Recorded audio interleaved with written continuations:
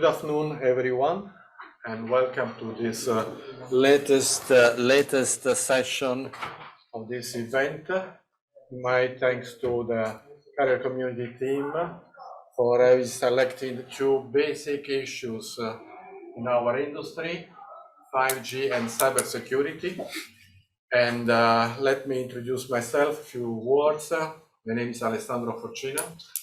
I am a partner at Cambridge Management Consulting, and Cambridge Management Consulting is a boutique, consultancy boutique, UK based, but we are present in 15 countries in different continents, and our core business is in the telecom side. I personally experienced more than 30 years of career in the telecom world, in the Telecom Italia Group, different position, mainly on the international side. So once more, thanks to career community team, to the CC team, and this session follows the previous one devoted to SASE. We will address SASE because security, enterprise, and connectivity we cannot avoid, but we will try to give you a different perspective. Let me introduce my panelists, which come from different industries, representing different stakeholders of our industry. So please, Andreas. Thank you. Thank you for having me here. So my name is Andreas Bandel. I'm the area director for the DACH region in Eastern Europe in Cato Networks. Who does not know Cato Networks yet? We are the first cloud-native SASE platform, and I've been working in the security and cloud space the last 15 years. So I've been with vendors like Rackspace and Cybereason in the security space and cloud space. So I'm pretty much aware about the security requirements, but as well regarding when you move to the cloud, which kind of connectivity problems this brings with it. Roy, can you hear me? Yes, I can hear you. Yes. Good morning, Roy. Roy is based in California. Please introduce yourself. Thank you. Hi, I'm Roy Chua. I'm principal at EbitThink, a research and analysis firm covering infrastructure technology. EbitThink used to be part of SDX Central, which I co-founded in 2012 as a media site that covers technology. And we spun out in 2018 as an independent research firm. We cover primarily things like cloud transformation, virtualization, software-defined infrastructure, as well as security and 5G in both carriers and data centers. And the clients that we work with include tier 1 carriers, hyperscalers, and a lot of infrastructure technology vendors. Glad to be here. Thank you, Roy. Paolo. Yes, Alessandro, thank you. Thank you very much. Thank you, everyone, to the organizers of CCM. Well, my name is Paolo Emiliani. I'm a co-founder of Security Gen. I have a telecom engineer background, exactly like I heard before of you, Alessandro.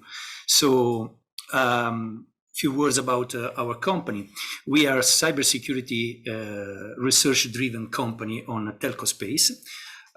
Very specifically, we research vulnerabilities, attack vectors, threats, risk mitigation, countermeasures, and so on, over the telecom space, once again, for more than a decade already.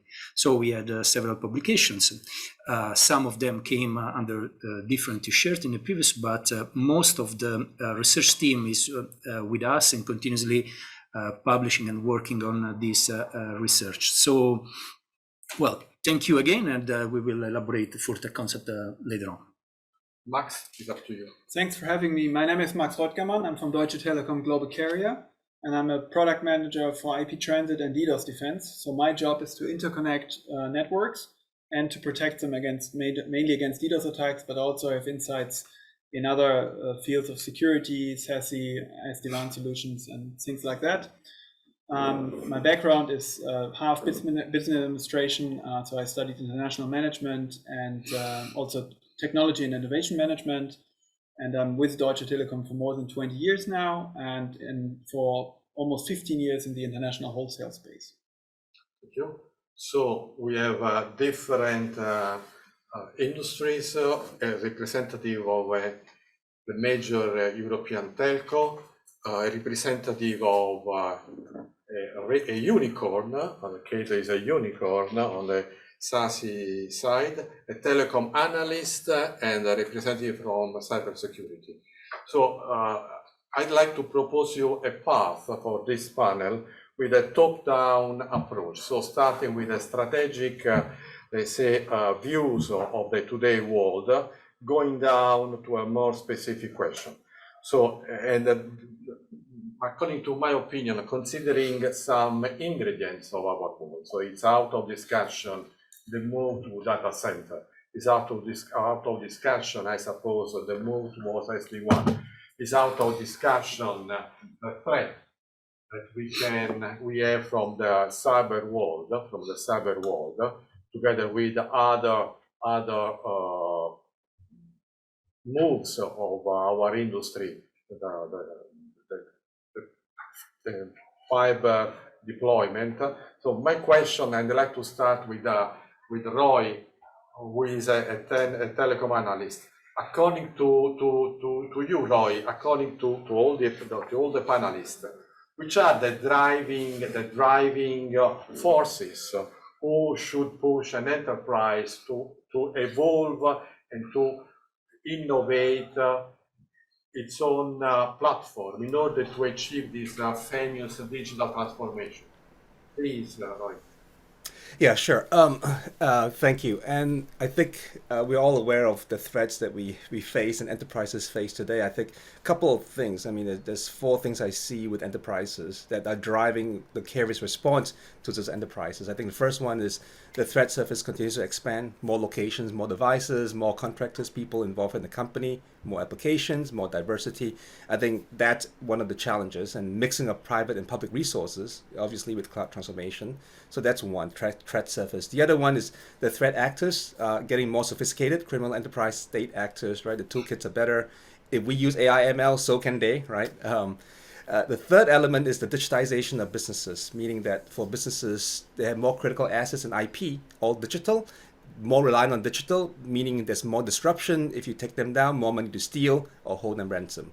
And then finally, the last element I think we're all facing is given all that is going on, it's still hard to hire and retain security experts, and that's one of the challenges, and there's a lot more specialization. So a couple of principles I think that we're seeing in terms of the carrier enterprise interaction. One is recognizing there's an economies of scale and centralization and specialization element, which leads enterprises to depend on the carriers and other networking security vendors to help them with the security. I think that's one. The second one we're seeing is templatization and standardization of processes. So if you can create more standardized application frameworks and data frameworks, then you can replicate the protection and know what's anomalous.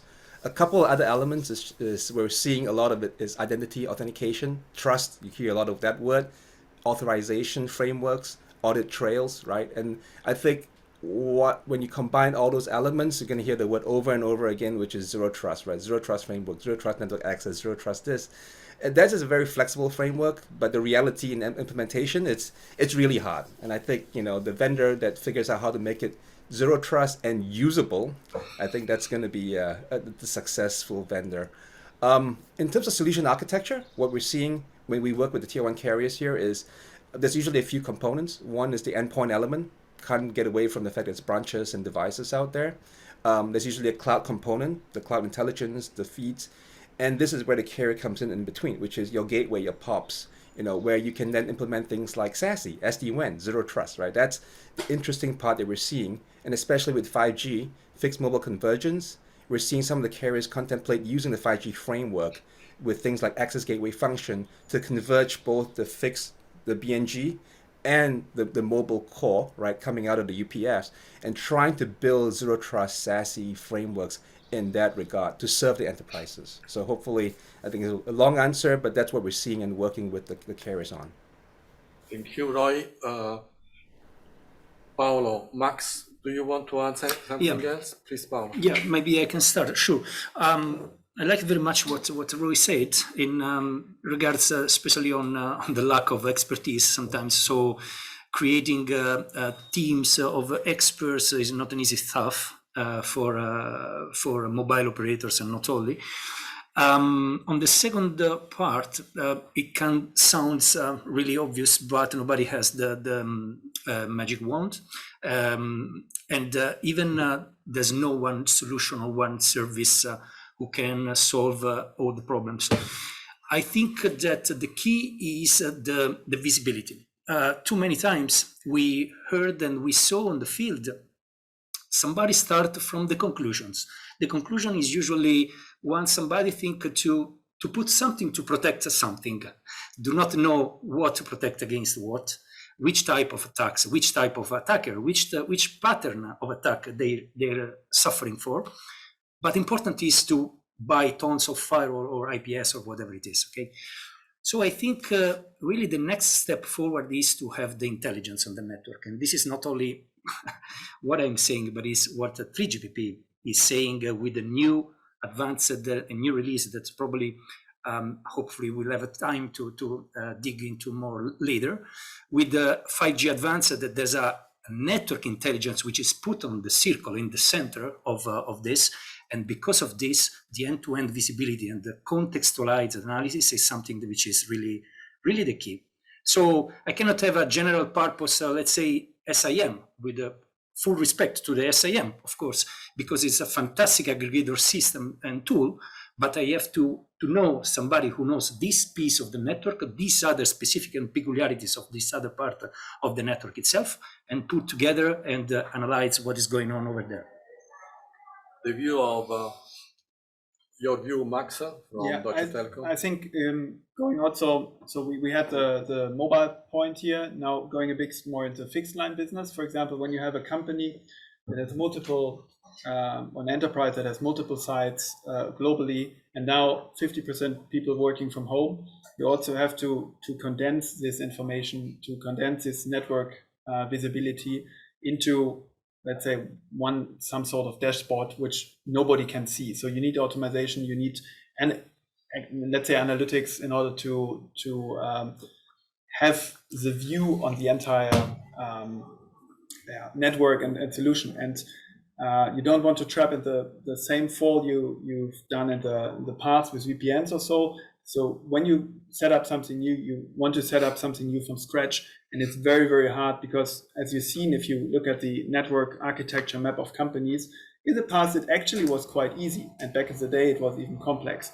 But now it's even more complex with multiple thousands of sites because everybody can work from home. That's a future challenge that has to be tackled.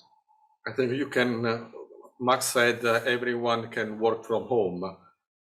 Please, Andreas, on this point. So from my perspective, you already mentioned very great stuff about visibility, but at the end, visibility is only as good as it's actionable, right? And I think, therefore, we heard also in the previous panel a lot of about silos in organizations, network, security.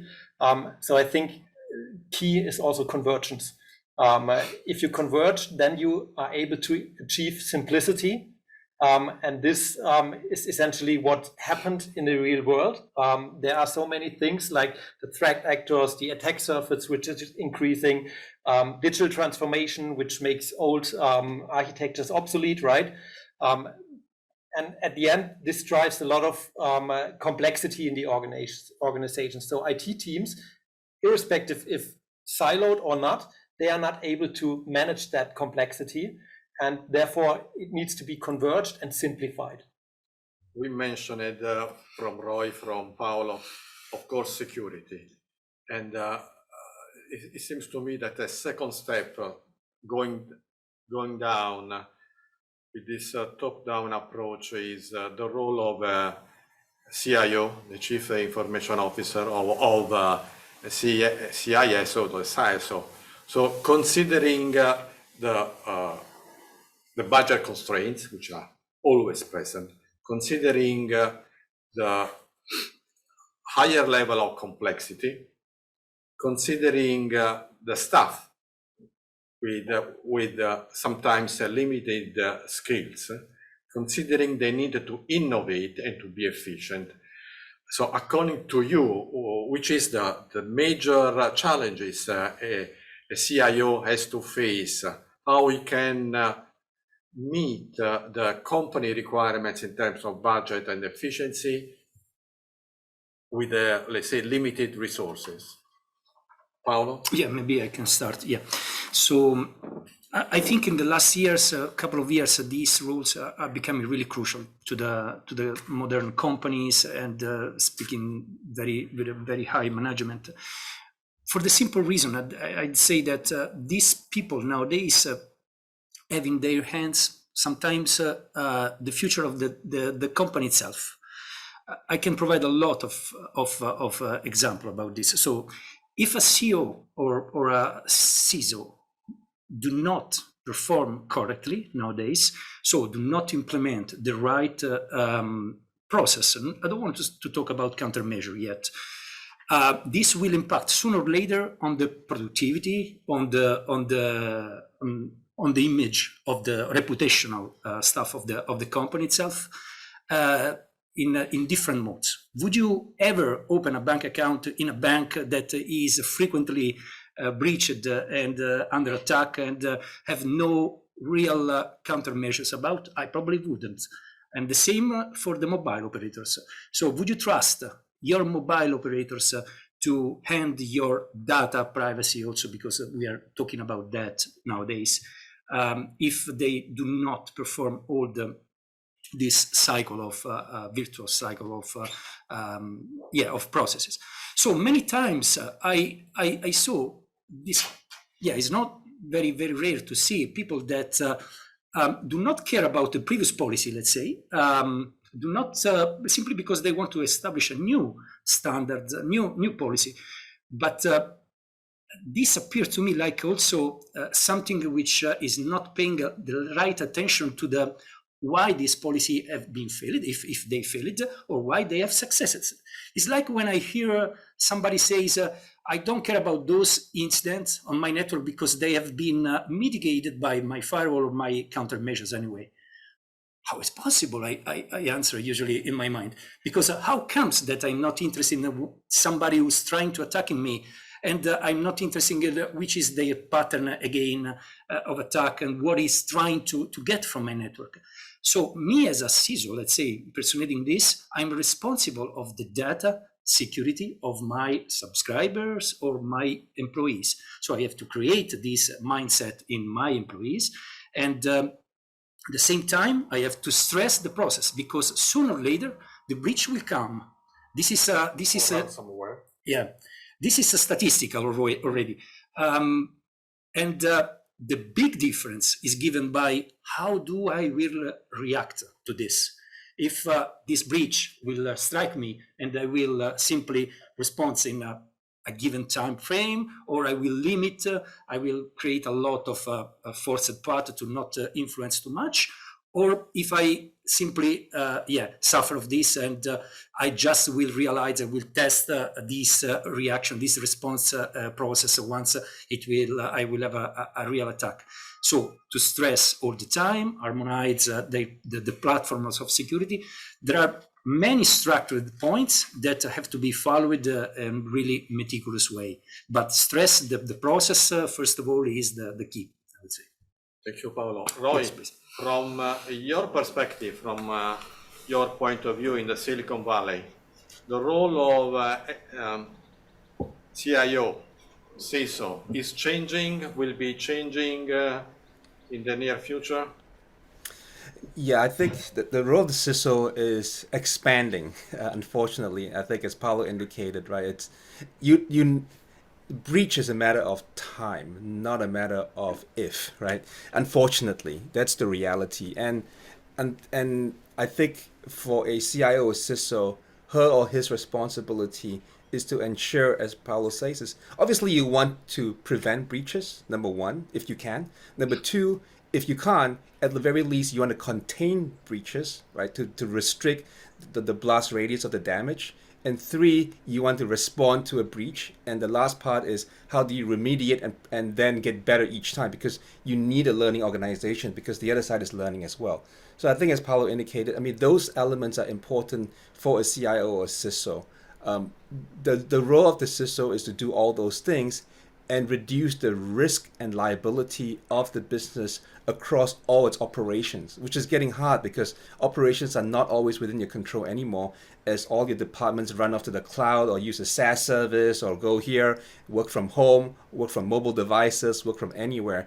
And so I think in terms of their goal, and they can't recruit on top of that, right? So I think what they're faced with is, what are your strategies? And what we're seeing is a couple of things for the CISO, which is they are changing the mindset in terms of putting zero trust, chain of trust, root of trust, trusted platforms, identity, importance of identity, and sort of policy-based solutions, putting those in place, to finding external parties they can rely on to help them, because those are sources of expertise that they can't hire and they can't scale.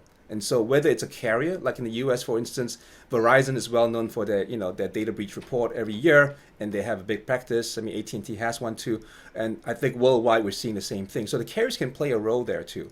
And then finally, what they're doing is finding trusted platforms or trusted partners to simplify and collapse the security. And I know, Cato has a converged solution that I think they push that, that element. And I'm seeing, CISOs, whether it's Cato or some other vendors, they're going down that path, which is, can a carrier partner with you? Can external security, MSSPs, managed security service providers, partner with you? And can your networking or security vendors partner with you to try to simplify your life, even as your surface is increasing? But it comes down to changing your mindset, changing your processes, and working with close partners. I think that's what we're seeing the CISOs do. Thank you, Roy. Andreas, you mentioned your company. Yeah, so essentially, I think the role of the CISO or CIO is also about change management of the organization and the people's mindset, because not only his own mindset, the people mindset, because if you still have the siloed thinking, an attacker exactly knows that. So he knows where are the gaps when you only have solutions which address a specific point, right? And if you want to stop an attack properly, you need to cover the full attack cycle, right? And this can't be done with siloed thinking. This is my opinion. Max? Let me do a very controversial and bold statement. I think the job of the CISO doesn't change. It's the same job for a long time. He has to manage. The framework has been changed. Exactly. The framework and a lot. What I mean by that is he is managing the confidentiality, the integrity, and the availability of the network and the data. And I think this is not changed. Maybe it wasn't done in the past properly, or, and this is what I might think, they are getting more dimensions. They are getting more and more cyber attacks. We had that it's just a matter of time when you are attacked or when your data is breached. And the second is, so the risk gets higher, and the world is more complex. And I don't mean the world of our entire world, just the world of the company, because in the past you had 20, 30 locations as an enterprise, and now you have 52,000 because you have 52,000 employees, and you have to manage that. And I think this management of this risk and this opportunity, I think this is the most important thing. And then in order to solve that and to mitigate that, it's basically a strategy. So ask for help, ask for suppliers, ask for managed service providers to understand your needs and to understand your capabilities and also your strategy. And then from there on, you can move on to build up a strategy that you can then constantly follow up when it comes to security. And also the very important point, you need to bridge and segue this cybersecurity and this network thing. I think this is also a big future impact that you get out of these two silos and bridge these two silos together and look at it from an overarching or big picture perspective in that case. I'd like to make another step down, addressing the mobile access, so the 5G private, not the 5G consumer. So I read a short report from Berg Institute, and they say that the number of private 5G network will be multiplied by 10 times by 2026. As of today, there are in the world 200, 300 private 5G networks at the trial stage, more or less in a trial, proof of concept. So, but I think it's unavoidable to address from the enterprise perspective this possibility. Of course, it's not for the small companies. I don't think it's for small companies. The latest announcement that I saw is here in Germany, BMW is considering a private 5G, I suppose, for its own plants. So, Paolo, your opinion on this, considering some aspects in terms of standards, in terms of performance, in terms of regulations, in terms of security?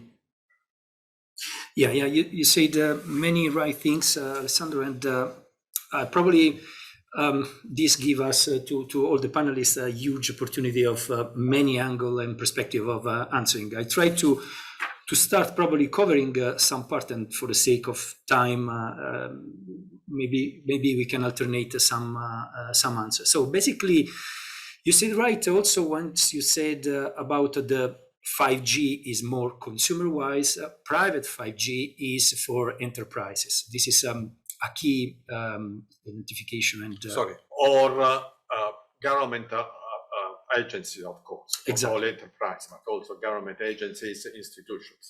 No, I was arriving there because once we talk about 5G, we talk about government, we talk about civil application, we talk about military application as well. So basically, we cross all the modern society with and the enterprise, as already said, with the private 5G. Stepping backward to the standard. Well, the mother of the standard for 5G was for sure the release 15 of 3GPP, which is the primary standard regulator. After the 3GPP, where there have been defined the concept of a new radio, of a non-standalone, of a standalone network, core network, right? That we nowadays are implementing. So you can imagine the release 15, which have been approved as a final package on, if I'm not wrong, late 2017, and being commercialized just 2 years later, because it requires time for the vendors, of course, to acquire, to embed the new technology and new standardization into their technology itself. So, well, we are talking about implementation right now of this technology. But in the meantime, we had just 1 year later approved the release 16, which introduced a lot of new use cases exactly for enterprises applications.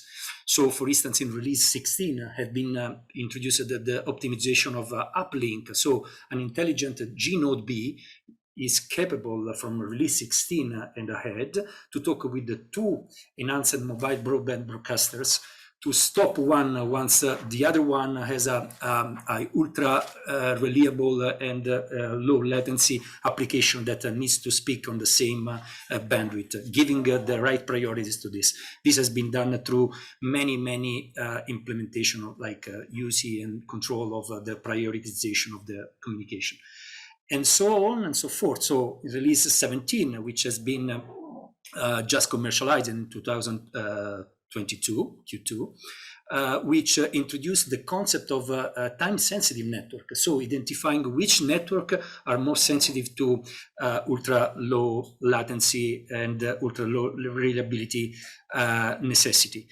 Up to arrive to the release 18, which has just been approved, and I think it will take the same time to go in production in the normal commercialization after 2 years, which introduced the concept of 5G advanced, as I said before, whether the network become intelligent, as already stated before, with a lot of machine learning algorithms who support how the network should react in front of some events. And also the massive implementation of artificial intelligence on application level. So I want to summarize this point. All these new technologies, new standards needs to be implemented, needs to be maintained, and needs to be configured by network providers. And as I said, also requires many more new field of applications. So the 3GPP has been also, let's say, helped on this by the 5G ACA, which specifically work, it's the Alliance for Connected in Industries and Automotive, which works specifically on this space of the industrial use cases and created a lot of new specific applications like virtual reality, augmented reality. All of them are based on out of 8 very important KPIs. So probably trying to motivate also what was asked in the session before. The first point is for sure the quality of service, throughput, bit error rate, and so on. The dependability, which are the availability of the service itself. The RF coverage, so the radio coverage, which is very important. Interference and jamming. We notice there are some problems like this, and jamming is always a physical problems. And there are some anti-jamming mechanisms that are being involved, but quite complicated to cover in this. So the interworking with the TSN, as I said, and finally, security is one of the KPI put on the 6th place, but still very important, together with position accuracy and the power efficiency. So probably, yeah, I would also give space to the colleagues to cover other parts. Roy, can you complement from your perspective on 5G, private 5G networks? I think we have understood, listening to the standardization process, we understood why, as of today, the 200, 300 networks reported by the Berge Institute are trial, are propedeutic, let's say, proof of concept. Please, Roy. Yeah, absolutely. So I think private networks, if you include, private 4G, private 4G LTE along with private 5G networks based on similar principles, the numbers are closer to the thousands, and especially if you include China in that calculation. There's a lot of private networks that are there.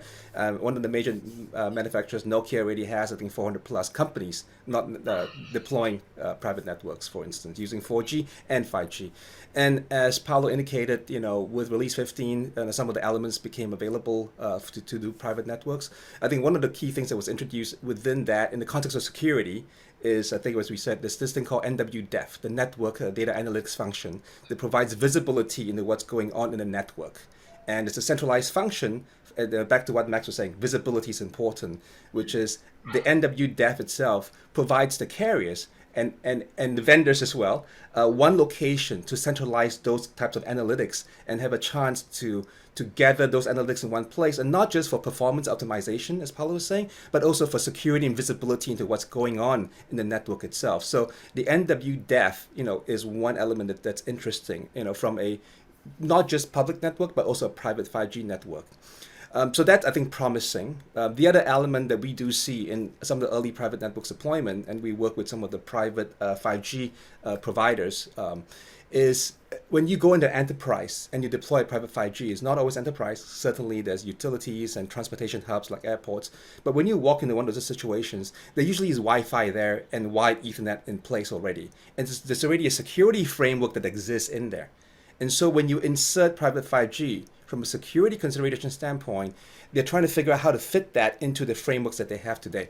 And one of the things that we see is there's this ongoing evolution with private 5G, not just for performance and connectivity, but also a mashing of the security frameworks that they had before. Wide Ethernet, Wi-Fi, and now with private 5G, they're trying to converge those elements in terms of how do we handle identity of devices? How do we handle policies?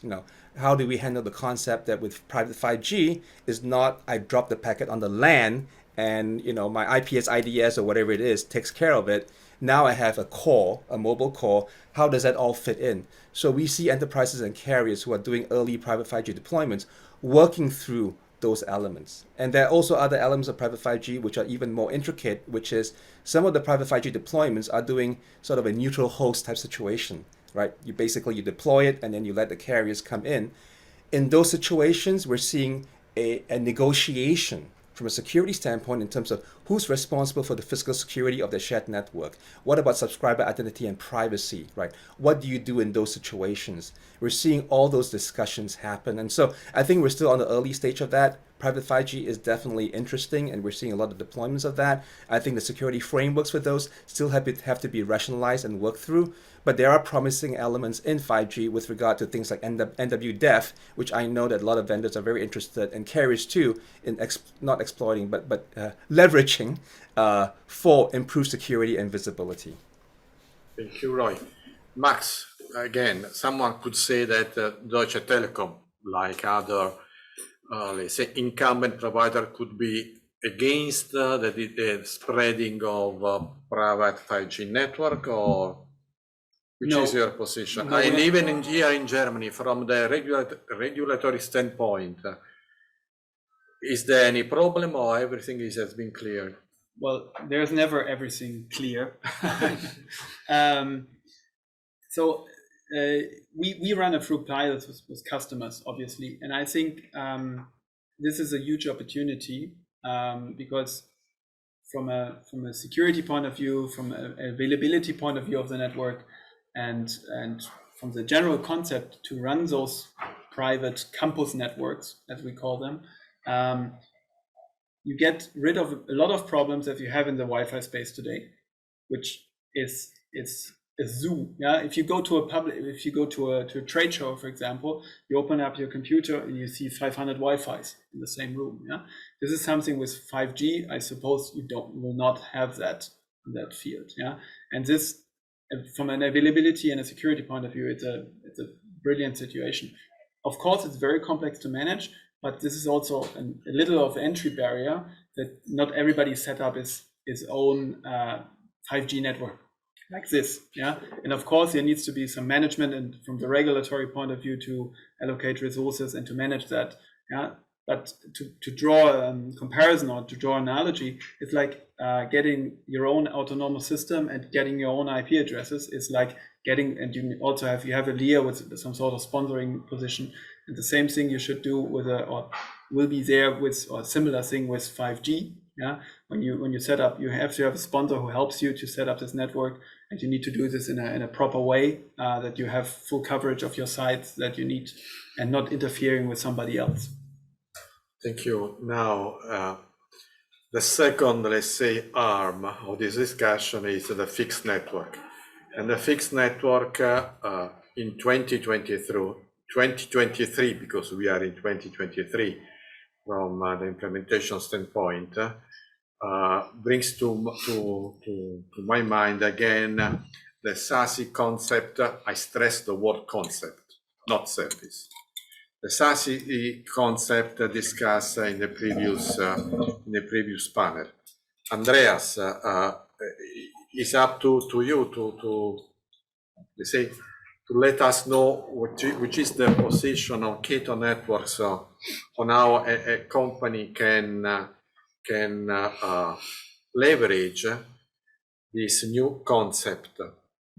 So for me, the concept, or for Cato, the concept is really around, there are certain features which you need to have to be SASE, right? This is one thing.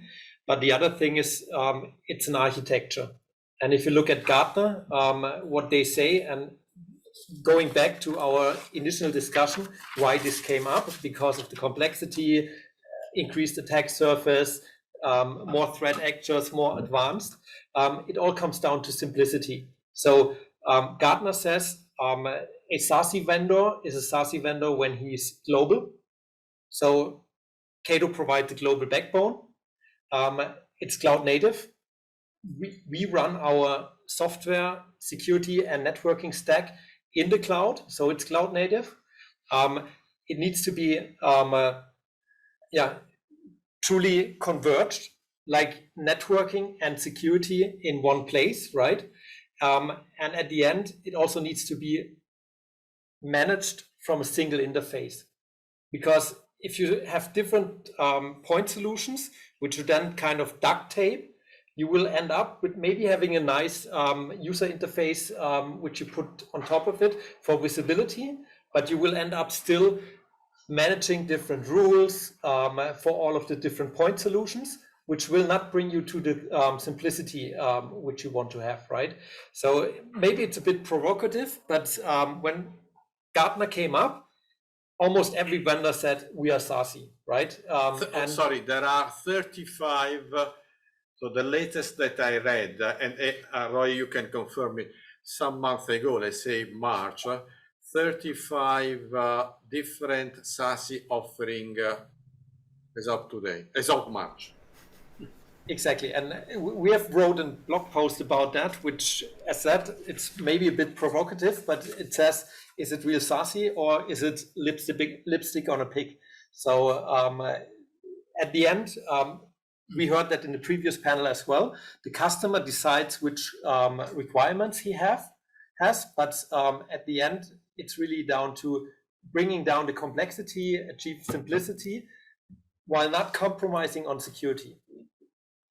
Roy, in the previous, I don't know whether you attended the previous panel, Roy. Have you? I was sleeping, unfortunately. Yes, sorry. So, you are right. I forgot the time zone. My apologies. Yeah, no, it's okay. I should, yeah, but. In the previous panel, there was a slight discussion whether SASE has to be not the word standardized, but better defined. Let me say better defined. So, which is your position? Should be if open concept as of today, or we know that the MEF is working on document W117, expected by September, by a few months. So, what is your position on this? So that there is, so we work with all different clients. We've worked with Cato, so full disclosure. We've also worked with other SASE SD-WAN companies aside from Cato, which then makes us neutral, I guess, because we work with all different ones and we work with the MEF too. Couple of elements there. I think my view is that I think the MEF is trying to help standardize and make things easier from the carrier perspective in terms of purchasing and the frameworks for purchasing the solutions in a specific class. I think there is definitely a time for that, and I think it's helpful to just standardize on the language and the thoughts so that there's consistency. At the same time, I think also there's a timing to that, and prematurely pushing the solutions into a framework or trying to bring too much legacy into a framework slows down innovation overall. And I see Andrea smiling. I think I understand the multiple perspectives, and what I would say is this: is that I have a personal opinion as well, which is that I think from a security standpoint, one of the things that Gartner did well was recognize the cloud component and the centralization of some of these security elements. I think one of the things that Gartner maybe made worse was by throwing everything in the kitchen sink into the SASE definition. And this, they brought along all the legacy definitions, which is IPS, IDS, SWIGs, in everything into one definition and say, this whole kitchen sink, some that are more network based and some that are more security based, this whole thing is SASE. And I think my personal view is that it actually should be simplified and streamlined. I think, Andreas was saying a little bit of that, which is, I think there's a time now, given the technologies that we have, to revisit the security stack for the enterprise and the carrier, and to simplify and streamline it, because a lot of the things that we used to have are no longer necessary or duplicated or can be reimagined. And my view is, you need a cloud component, leverage the cloud. You need an endpoint component, mobile and branch. And then you combine those with intelligence, threat feeds, with AI, ML, with visibility, with learning and analytics. That is the new security framework. What we call it, IPS, IDS, firewalls as a service, SWIG and all that, or even CASB, I think we need to rethink, because if we drag everything that we used to have into this new world, I think we end up with a giant stack that I think is unwieldy. That's my own personal view. Obviously, we work with different clients and vendors, and the MEF have different views of how to approach it. My view is, having started enterprise companies in the past for security, is you simplify, and look at the new principles, right? Identity is important, trust is important, a AAA framework is important, visibility analytics are important, and you need to have a solution for enforcement, distributed enforcement across all the places you need to enforce, but centralize your policy and identity, right? That's been my view for, I don't know, 16, 17 years. So hopefully that helps. I give you my personal view, very, very personal. Even if I've been playing in standardization bodies for years, my personal view that we do need a framework, which is not a standard. Otherwise, it's a mess. I have seen other, let's say, technologies of the telecom world diluted in nothing because everyone was compliant. For example, IPX. Yeah. The real concept of IPX has been diluted and lost in the market. Yep. I agree. I mean, and if everyone is SASE, then no one is SASE, right? That's the problem. But at the same time, I think, the market, I think, will tell. I think if you look at the uptake, enterprises are not stupid, is what I've learned. They are smart, and the vendors that are starting to win, which we're seeing in the marketplace, I think have the right go-to-market and the right simplicity. Because again, it's not about how many features, it's about how simple to use those features, right? That's the hard part, right? Thank you. Yeah. Max, your position on this? SASE? I think I agree with you that you don't need a standard and more some sort of framework. And the initial statement we always had is, SASE is not a product, it's not a service, it's a framework or it's a concept. It's an architectural concept. And I think it's a concept to be translated into services. Exactly. And this translation for the man in the street is very difficult. And imagine somebody who is come from the network side or the security side, is sitting in an enterprise, is responsible for purchasing a solution, now looks at some Gartner studies and then try to understand that concept from scratch. And then he's approached by different vendors, and some of them fulfill all the needs of the concept, but doesn't fulfill his needs he has in the company. And I think, and I fully agree what Roy said, it needs to be simplified, understood, and maybe a bit revised from the, let's say, from the concept that that it fits in some sort of, let's call it portfolio. Yeah, it's not a single product. It's a bundle of several products into some sort of portfolio. And I think this kind of framework might help. I'd like to come back to another important aspect discussed also this morning in the IoT panel, the need of partnership. I do believe this is a key aspect for 5G, as well as for security, as well as for SASE. Andreas, how Cato, which is the Cato position in terms of partnerships? So for us, it's very crucial to have partnerships because we provide a SASE platform, which is run by ourselves, but we don't provide the last mile, for example. So this is something where partnerships with Deutsche Telekom or Xperia really make sense for us. This is one side regarding the underlay, which we don't provide, but also when it comes to managed services. So just a second, he said underlay because he made, he took for granted the splitting between the underlay, the pure connectivity, and the overlay where the SASE services are played. Exactly. So this is one aspect. The other aspect is with Cato, you have the possibility to pick and choose which kind of services you want to use. So we have a full SASE platform, but you can start with SD-WAN, but you can also use kind of SSE features only. And around those features and services, there are additional managed services which some companies need, right? So like MDR or intelligent last mile management or something like that. We as Cato can provide some services like that as well, but as a kind of SaaS vendor, we're not scaling via the service, right? So this is a very good combination in order to work with managed service providers as well.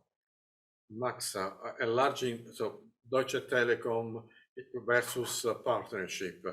So the powerful of Deutsche Telekom is redundant, of course, but in terms of partnership, enlarging the scope to 5G, to IoT, how to the global services where you are involved, which is your views? Yeah, so partnerships are crucially important, and we have it in our slogan, life is for sharing, and sharing is partnership, yeah, or you share within a partnership.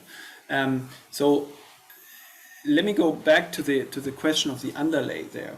If you have multiple sides of a corporate or an enterprise, yeah, you will not have the one single Deutsche Telekom that can serve on net on all these locations. Yeah, you will involve multiple providers, and these providers need to properly interconnect. And we set an initiative up where we all our partners, we work together. We make sure that they are all directly interconnected with our network in order to have end-to-end, and I mean network-to-network quality of experience, quality of service, and no congested interconnections. Yeah, and this is the first important step, because coming from the MPLS world, where all comes from more or less one network, this problem does not exist. But now using the internet, you have somewhere congested links, congested interconnects, and there the partnership starts, basically that you work with partners to serve the global needs, the global locations of customers. And also you need to have then, if you move up to the overlay, you need to partner with SD-WAN or SASE providers to cope with all the product needs and services that customers have. Partnership is key. Roy, from your perspective? Yeah, I think I mean, again, the problem is so big, as we said, multiple attack surfaces, keeps expanding, multiple needs, multiple enterprises have different needs, and I think the reality is you can't deal with it with a single solution.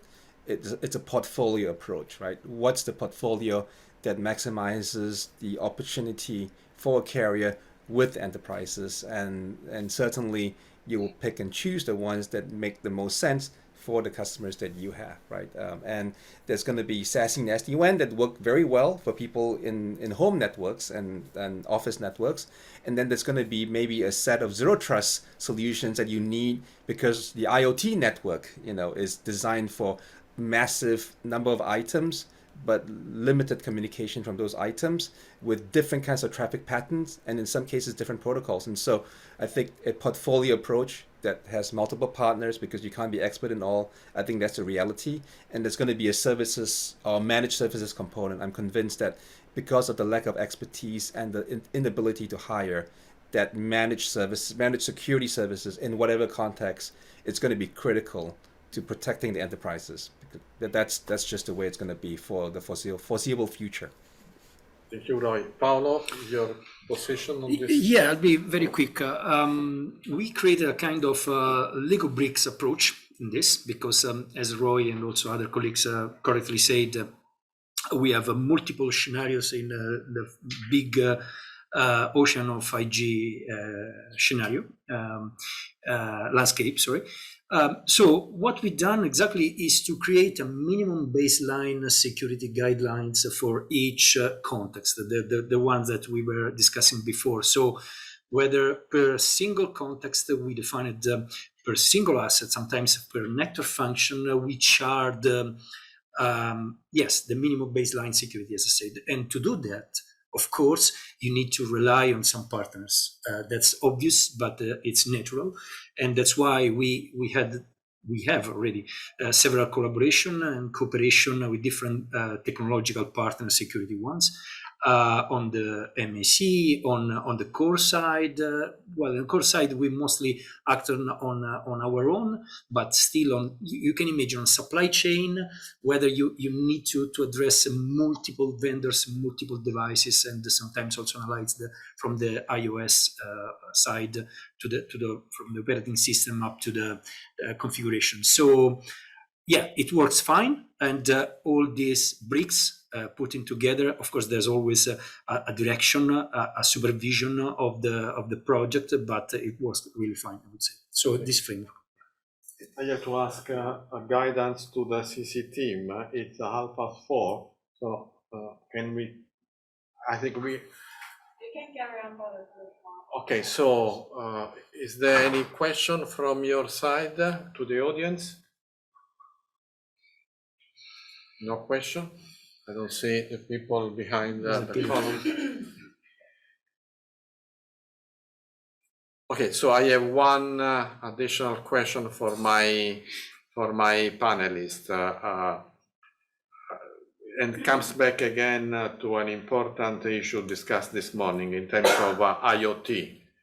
So how these two basic technologies that we have discussed, the private 5G network slicing, which brings the concept of network slicing, and SASE, cloud convergence of networking and security, can push, if any, the development of efficient IoT solutions. Roy, your contribution? Yeah, sure. So I think 5G holds the promise of being a potentially unified framework for IoT devices to communicate. I don't think Wi-Fi is going to go away, but certainly 5G holds the promise of being this unified framework for IoT devices.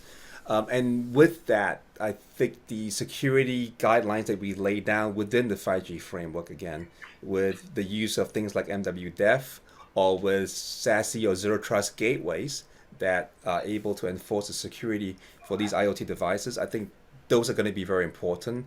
The other thing that's quite interesting about 5G networks versus Wi-Fi networks is that with 5G networks, there's a core, and it's sort of a one core to many devices connection. It's got to go through some kind of centralized gateway function in general, and that's a great place for enforcing security and visibility into what's going on with IoT. With Wi-Fi, your little device, thermostat can attack the other things in your house, but generally with 5G network, there's a more centralized function. So I think it's ideal for that as a way of connecting all these things in a unified fashion, as a way of enforcing this gateway or hub type security.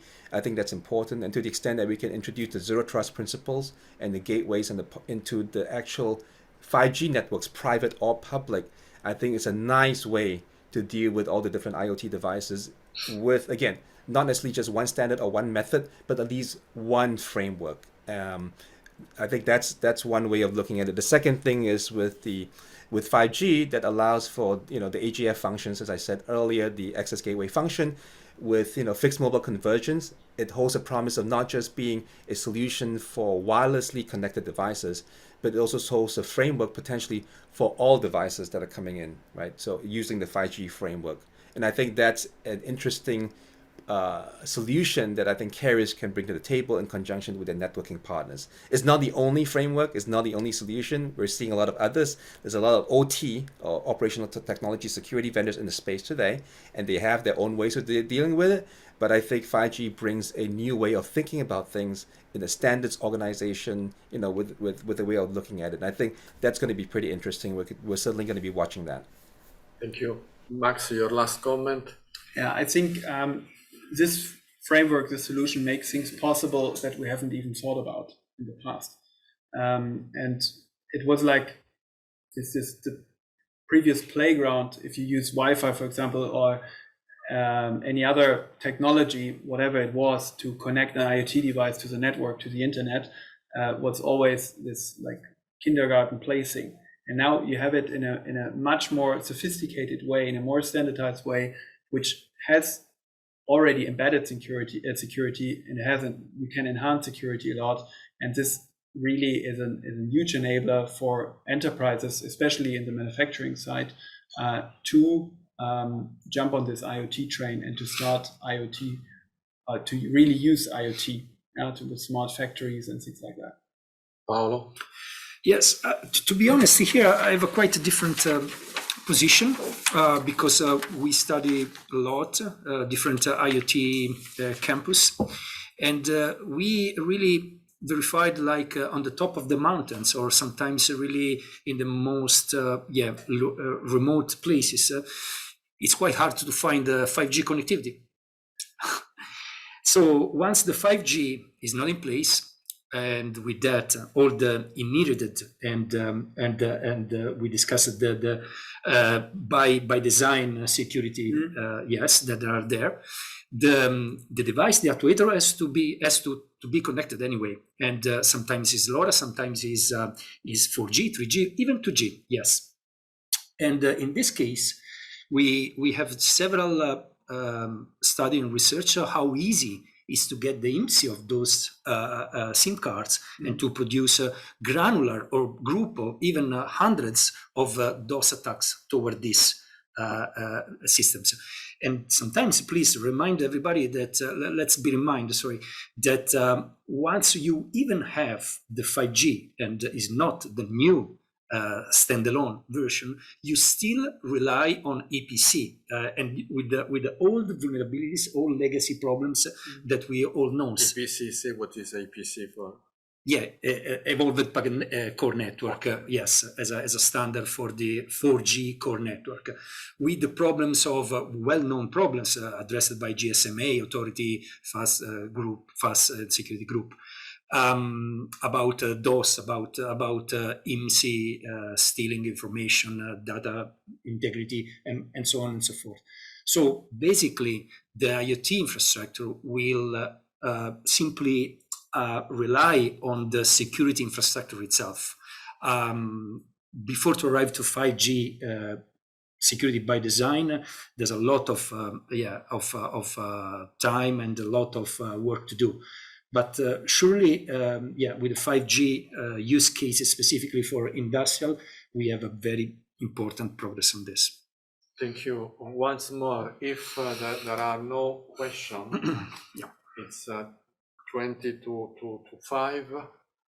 Let me thank the panelists and let me thank the CC team for arranging this panel. I hope we passed you useful information.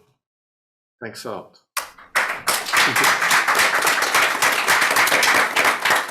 Thanks. Vielen Dank.